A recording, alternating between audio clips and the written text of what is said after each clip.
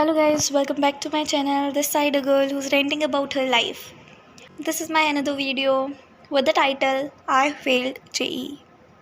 It's not really a big deal that I failed an exam, but जो society आपके ऊपर blame डालती है, आपके मतलब जो लोगों ने आपसे कभी नहीं पूछा आप कैसे हो, क्या कर रहे हो लाइफ में, कैसी चल रही है पढ़ाई, सडनली वो एक दिन जब रिज़ल्ट आया है आपको कॉल मैसेजेस किए जा रहे हैं और कंटिन्यूसली पूछे जा रहे हैं कि तेरा रिज़ल्ट कैसा गया। और जब तुम उन्हें बता रहे हो कि ये हुआ वो हुआ तो दे लाइक हमें तो पता ही था, ऑनलाइन ऐसे क्या ही होता है, ऑनलाइन सिलेक्शंस नहीं होते हैं और पढ़ने वाले बच्चे तो खैर कहीं से भी पढ़ लेते हैं। They are random people with random thoughts. अंदर से मुझे इतनी खुन्नस आ रही थी खुद पे, इस एजुकेशनल सिस्टम पे, कि सोसाइटी पर, मतलब एक जो एक मेंटल वो है ना स्टेट लोगों की कि जेई नहीं हुआ, नीट नहीं हुआ, यूपीएससी नहीं हुआ तो आप लाइफ में कुछ नहीं कर सकते।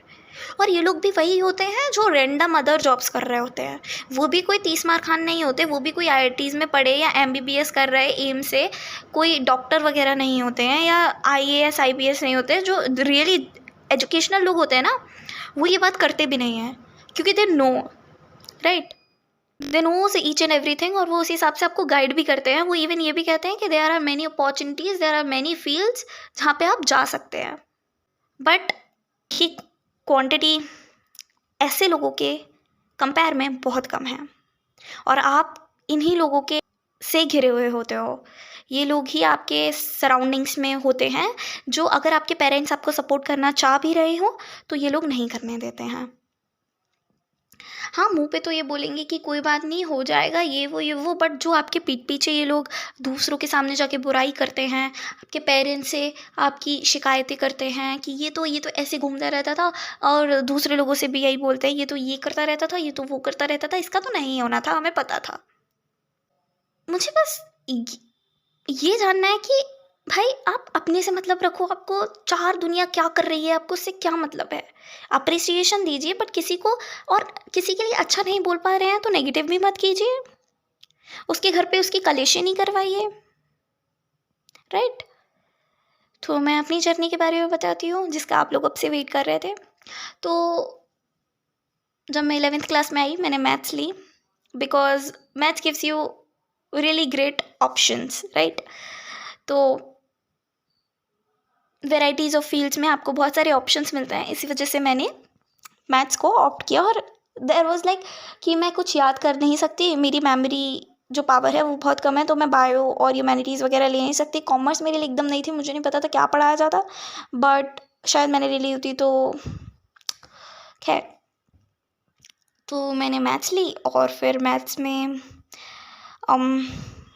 11th क्लास में as I told you I was the deputy prime minister of my school. और जो स्कूल के जो काम होते हैं उसमें मैं इतनी बिजी रहती थी कि पढ़ने का मौका नहीं मिलता था, और वो सब काम करके कितना थक जाते थे कि घर पे आके पढ़ने की सोचो तो वो भी नहीं होता था। दैन 11th क्लास में मैंने जेई की तैयारी करी, but so I already told you हमारे स्कूल आवर्स बहुत ज़्यादा लंबे होते थे। इवन हम पार्लियामेंट में थे तो हमारे तो और ज़्यादा एक्सटेंड हो जाते थे, और यहाँ पे क्लास 1-1.5 घंटे की निकल गई है, हम तब भी स्कूल के अंदर हैं।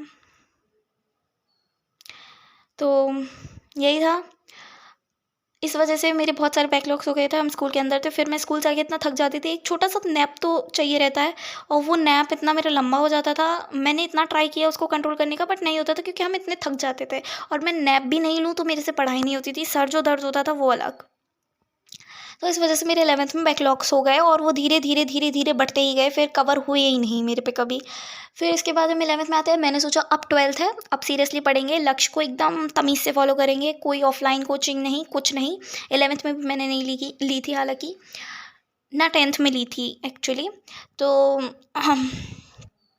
10th में तो मैं बहुत रैंडम पढ़ी थी, कभी उधर से पढ़ लिया कभी उधर से पढ़ लिया, still I manage to secure like a decent marks which was like 92.4%.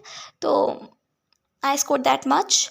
अभी लक्ष्य में हमने सोचा पढ़ेंगे, फिर एक सर्टेन पॉइंट आता है जब आपको रियलाइज़ होता है नहीं भाई 11th की इतनी सारी चीज़ें इंटरलिंक्ड है और तुम्हें स्कूल में कंटिन्यूसली बुलाया जा रहा है, तुम्हें 75% मैंडेटरी है और तुम लाइक मेरी थी उतनी, मेरी इवन ज़्यादा थी, स्टिल मेरे प्रिंसिपल मेरे को पर्सनली बुलाते थे कि मतलब लास्ट ईयर में डेप्यूटी प्राइम मिनिस्टर थी तो उनका ये था, नहीं भाई ये लड़की छुट्टी नहीं कर सकती, बाकी कोई बच्चा छुट्टी कर रहा है तो मतलब नहीं उससे।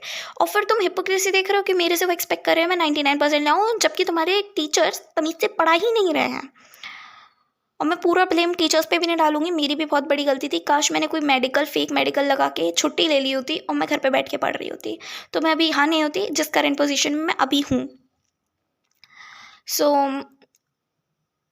12th क्लास में मैंने सोचा अच्छे से पढ़ेंगे, बट अगेन वही कि 11th क्लास से बहुत सारी चीज़ें इंटरलिंक्ड हैं, तो आप कितना भी ट्राई कर लें आपको वो भी कवर करना पड़ेगा। और मेरे को इतना सफिशिएंट आवर्स नहीं मिलते थे कि मैं 12th और 11th दोनों मैनेज कर पाऊँ स्कूल के साथ साथ, जो कि इतने लंबे अगेन आवर्स रहते हैं उनके।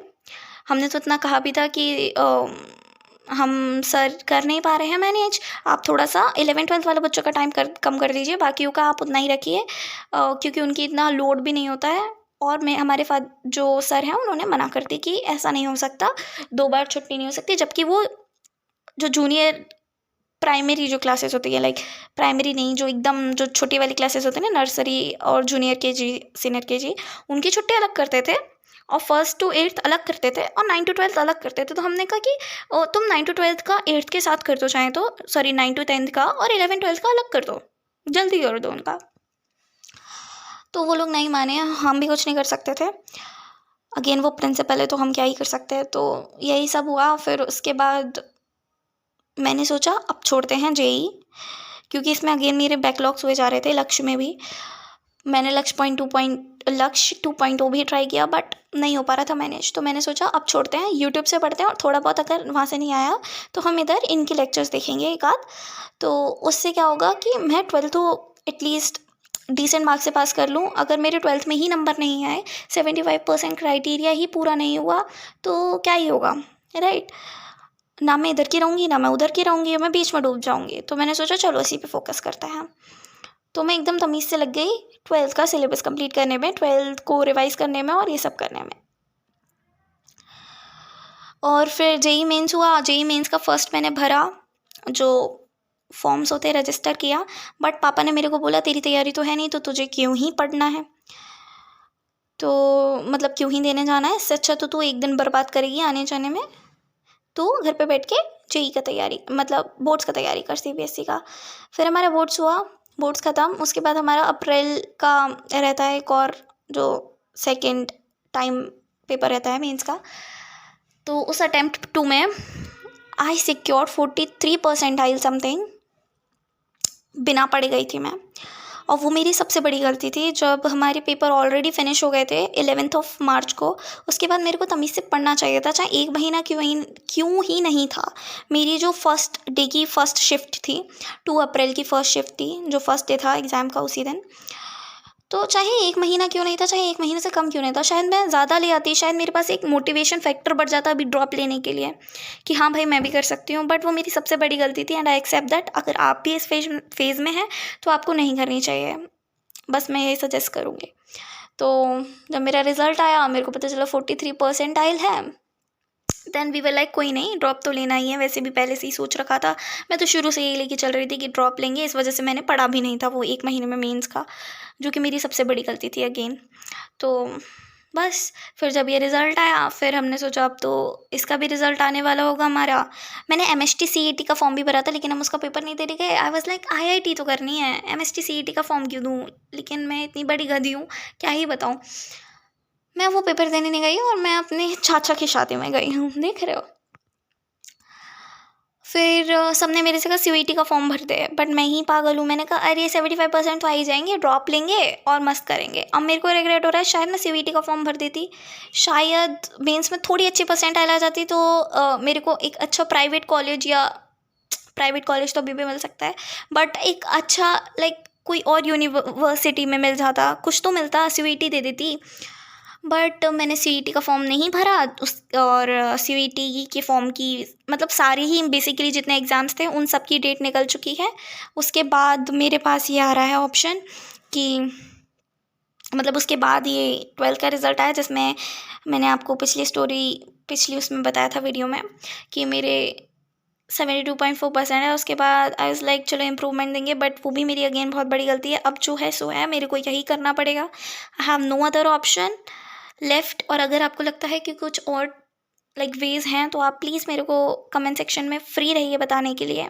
मेरे 80% of the viewers does not subscribe my channel, please do subscribe. Only 16% are there who really like admires me और मेरे कंटेंट को, और उन्होंने ही मेरा चैनल सब्सक्राइब कर रखा है। And I have so I think to them and I hope so that आप भी ही करें। And please subscribe to my channel, like my video, share my channel, and do comment whatever you like, whatever you feel, that it is open for you, and I love you guys. Thanks a lot.